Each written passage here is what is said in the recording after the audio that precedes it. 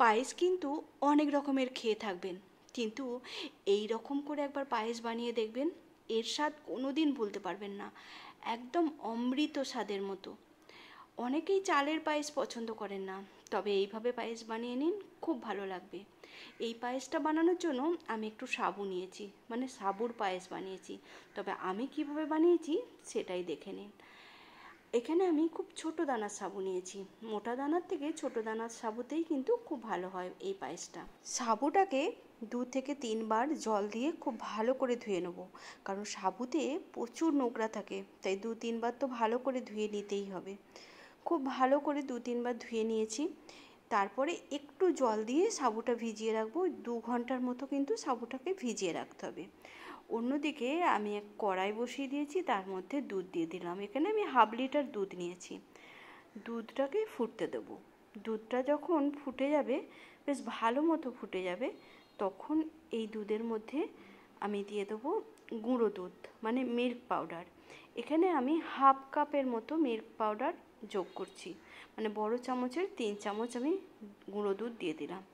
দুধটাকে খুব ভালো করে মিশিয়ে নেব। এতে কি হবে, চিনিটাও খুব কম পরিমাণে দিতে হবে, আর দুধটাও বেশ গাঢ় হয়ে যাবে গুঁড়ো দুধ দেওয়ার জন্য। ভালো করে মিশিয়ে নিয়েছি গুঁড়ো দুধটাকে। এবার আমি এর মধ্যে দিয়ে দিচ্ছি 2টো ছোটো এলাচ।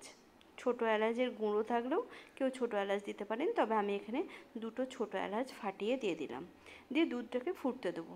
বেশ কিছুক্ষণ কিন্তু দুধটা ফুটিয়ে একটু কম করে নেবো, মানে যতক্ষণ না দুধটা একটু গাঢ় গাঢ় হয়ে যাচ্ছে ততক্ষণ দুধটা ফোটাবো। এদিকে সাবুটাও ভিজে গেছে। 2 ঘন্টার পর আমি সাবুটা একটা থালার মধ্যে নিয়ে নিচ্ছি, আর এর মধ্যে দিয়ে দিচ্ছি একটুখানি নুন, মানে ওই 1/2 চামচেরও কম একটু নুন দিচ্ছি। এবার এই সাবুটাকে খুব ভালো করে মাখতে হবে, বেশ ভালো করে। খুব ভালো করে কিন্তু মাখা যাবে, যেহেতু সাবুটা খুব ভালো ভিজে গেছে, তাই মাখাটাও খুব ভালো করে যাবে। একদম ভালো করে মেখে নিচ্ছি। তারপরে হাতে একটুখানি ঘি নিয়ে নেব। এই ঘিটা দেওয়াতে ফ্লেভারটাও খুব সুন্দর আসবে। হাতে একটু ঘি লাগিয়ে নিলাম। এবার এই সাবু থেকে, মাখা সাবু থেকে ছোট্ট ছোট্ট করে বল বানিয়ে নেব। সব সাবুটাতেই বলগুলো বানিয়ে নিতে হবে।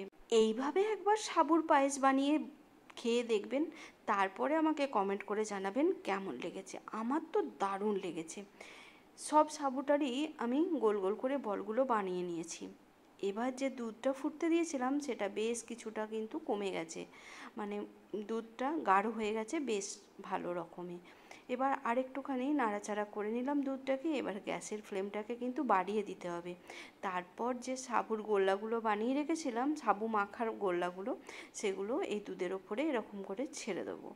এটা কিন্তু অটোমেটিকই একটার সঙ্গে একটা দানা বেঁধে যাবে। সবগুলোই দিয়ে দিয়েছি। বেশ ভালো রকম কিন্তু জমাট বেঁধে গেছে সাবুর এই গোল বলগুলো। গোল গোল বলও হতে পারে, চ্যাপ্টাও হতে পারে, লম্বা লম্বাও করে নিতে পারেন, যে যেরকম ইচ্ছা শেপ দিয়ে নিতে পারেন। এবার বেশ কিছুক্ষণ ধরে ফুটিয়ে নেব। যদি কেউ চান এই সময়তে একটু চিনিও দিয়ে দিতে পারেন, তবে গুঁড়ো দুধ দেওয়ার জন্য বেশ মিষ্টি হয়েছিল, আমি আর ওই জন্য চিনি দিলাম না। বেশ কিছুক্ষণ ধরে নাড়াচাড়া করে নিচ্ছি। সাবুর বলগুলো জমাট বেঁধে গেছে। এবার গ্যাসটা অফ করে দেবো একটুখানি ফুটিয়ে নিয়ে। তারপর এটাকে নামিয়ে ফ্রিজে ঢুকিয়ে দেবো ঠান্ডা ঠান্ডা। এটা খেতে দারুণ লাগে। আর ওপর থেকে একটু পেস্তা গ্রেট করে দিয়ে দিয়েছি। দেখতেও যেমন সুন্দর, খেতেও সুন্দর।